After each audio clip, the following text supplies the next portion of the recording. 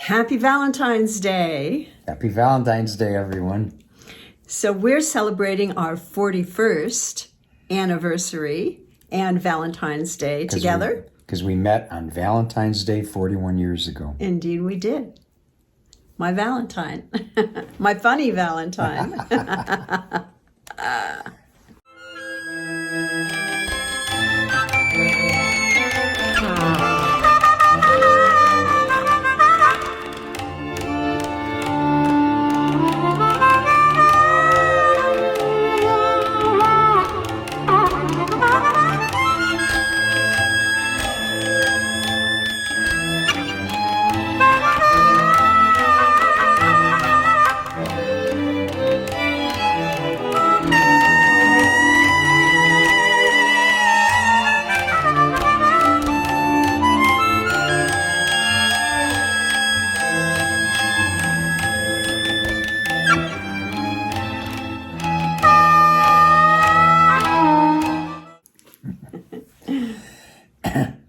And we're also celebrating the launch of my very in-depth Kickstarter page to facilitate finishing up our new Chamber Blues album.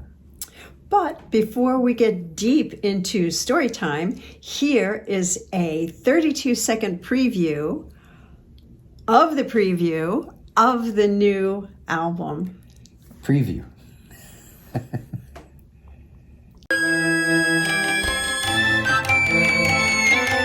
A hot-blooded woman.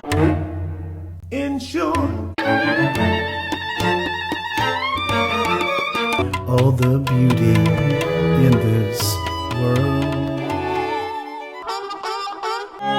Me is not good.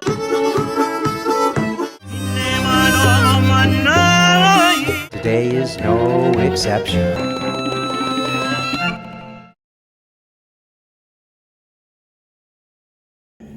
And I'll keep the Kickstarter link, kickstarter.com link, in the chat and in the description so you could go and frolic in the pages and see an 8-minute version of the preview that everyone is really loving. And there's a couple other videos and you could frolic in the pages. We put a lot of time and effort into it, so you'll certainly enjoy it. It's really fun. Yeah. And hey, don't change a hair for me. Oh. So now, here is our Valentine's story. As told in May of 2020. Enjoy. I'm getting ready for story time. This is going to be the best, most amazing story I have ever told. Period. Okay, so everyone on almost every stream somewhere asks, how did Holly and I meet? And like I said, this is my favorite story. Now, the last stream when we talked about Little Richard, Holly talked about working at the Magic Pan on Walton Street here in Chicago. In 1974, we never knew it until years into our marriage that I knew her and she knew me because she was the hostess at the Magic Pan and I used to frequent the Magic Pan. And it was her, and I remember in the little silly outfit she wore too. He didn't recognize me without my Swiss Miss outfit. Exactly. So, I actually don't need any notes to tell this story. But I have notes because I want to make sure I get all the nuances in there for you.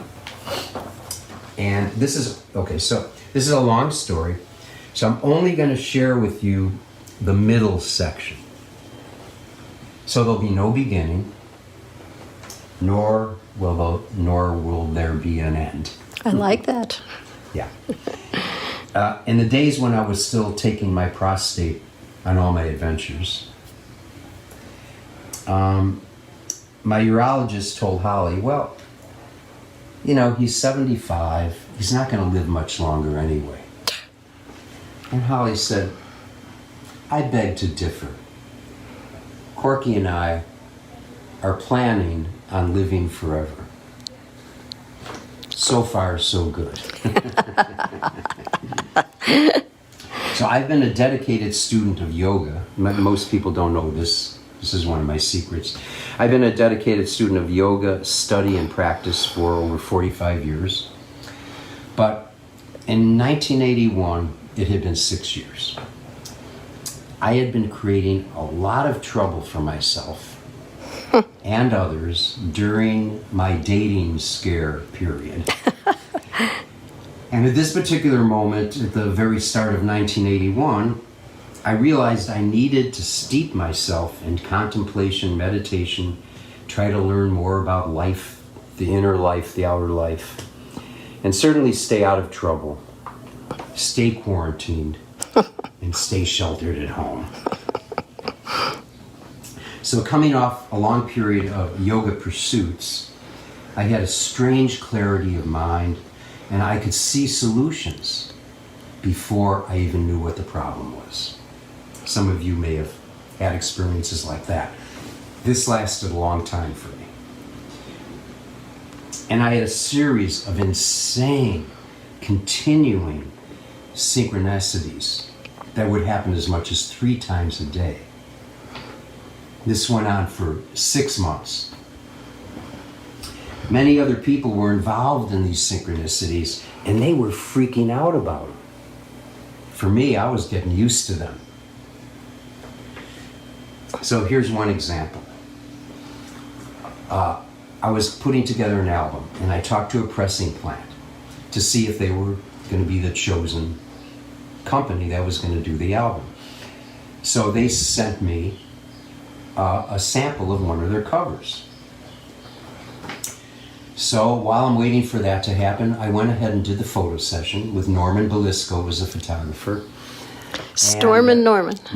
Storm and Norman. And Norman, I said to Norman, he said, what's the title? What are you going to title this album? And I said, I don't know. Why don't you do this? When you see how the photo comes out, you go ahead and title it. So I let him title it. So he named it, amazingly enough, Out of the Blue, because the photo just seemed to push for that name. Now this kind of blew my mind, because all these synchronicities I was having, many of them were framed with the phrase out of the blue. Someone would say out of the blue, and then the synchronicity was happening. It was like quite strange.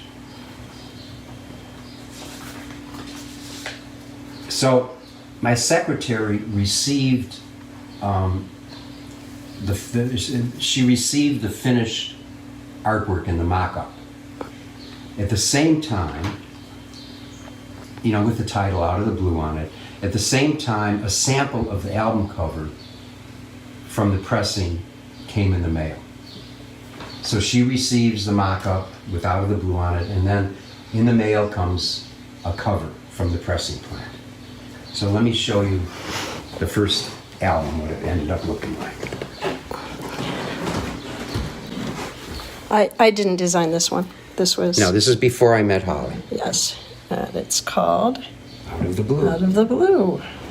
So, here's the album that came in the mail as an example from the pressing company. Aha. Of course. Blue.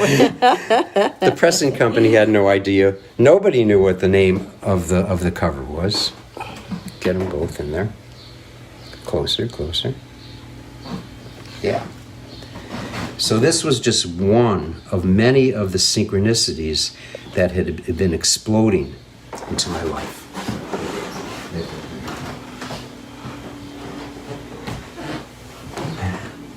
So I get this phone call one day. I get this phone call from an artist who wanted to speak with my secretary, Carol. And I said, well, Carol's not around. And she says, well, I need to talk to her because she's supposed to be at my studio. I'm working here with 2 other artists, and she never made the appointment. And so this person at the other end of the phone said, well, please, can you come, because I'm here with 2 other artists. We have to make a decision. And because I was suggesting we reschedule. So what happened was I hung the phone up and told her I'd be on the way. And I looked at my calendar and I noticed it was Valentine's Day. So considering this continuously flowing world of synchronicities I was in, and this is Valentine's Day, and it was a woman's voice at the other end of the phone, I said, I better see what this is about, why I'm supposed to be here. I better go. Okay, so I knocked on the door. Okay, I knocked on the door. Here I go, walking over to the studio. 410 South Michigan. There's the Perry and Tucker studio, Perry and Tucker. And here's who greeted me at the door. Lower, lower, lower. That's who greeted me at the door. And she said, oh, it's you, right out of the blue. So come back over here.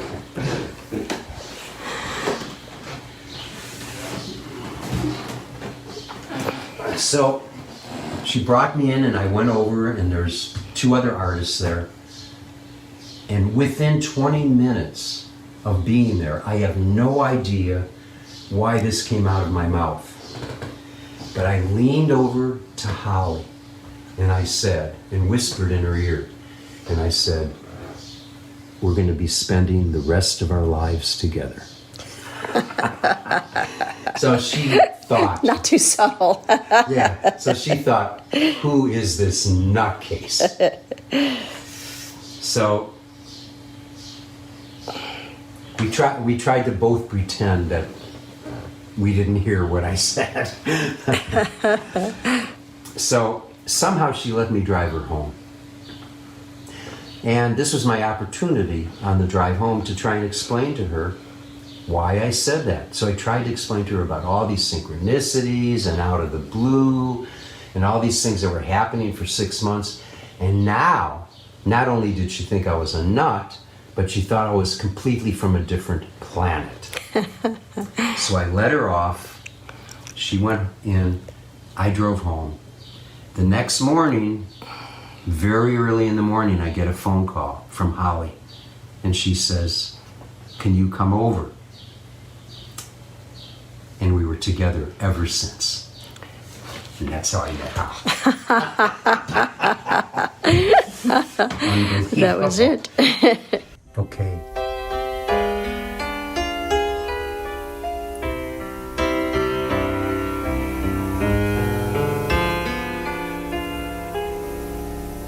In the quiet of my dreams, like an angel without wings, she floated through the forest greens, while my heartstrings played higher and higher. And all at once, a sparrow choir sang, come on baby, light my fire, light my fire.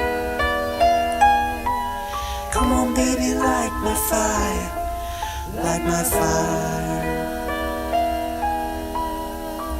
Then her love like golden lace filled my world of inner space.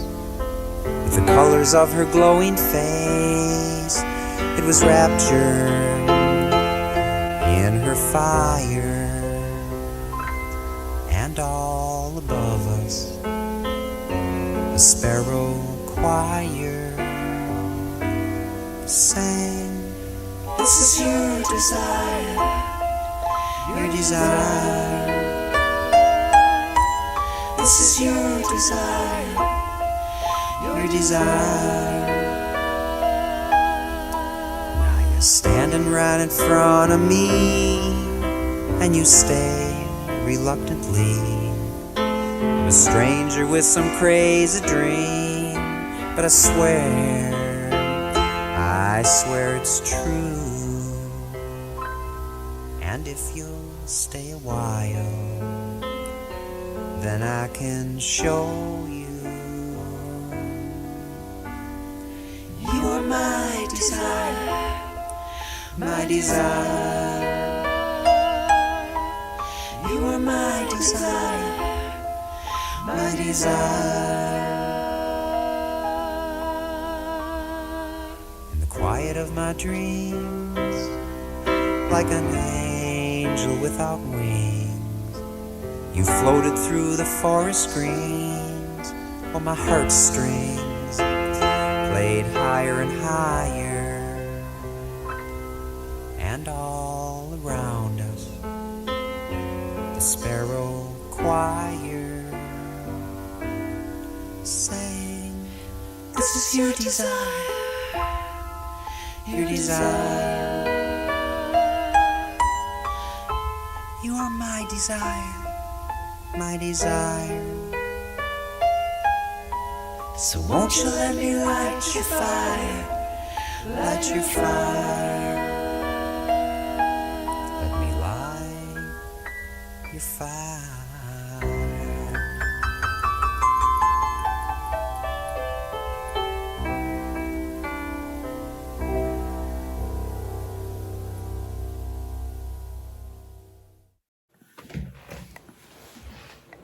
Story and song. Interesting thing about the song. That was written 6 years before I met Holly. Psychic? And 6 years before any of those events happened in the song. Ooh. There's a poem there. Somewhere. It was inspired intuition, insightful premonition, wild precognition of foresight and foretelling of the shape of things to come. Thanks for joining us, and don't forget to go to the Kickstarter page. How did they get there, Corky? I don't know. I think the way they get there is they could go to Kickstarter.com and look Corky Siegel or Chamber Blues and you'll find it. Or go to my website and it'll have a link. Or look here in the chat.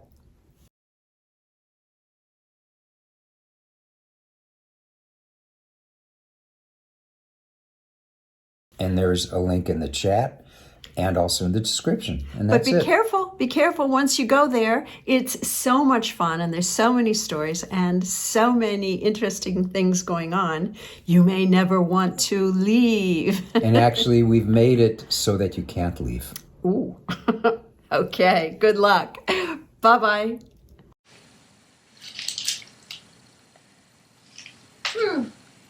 Okay.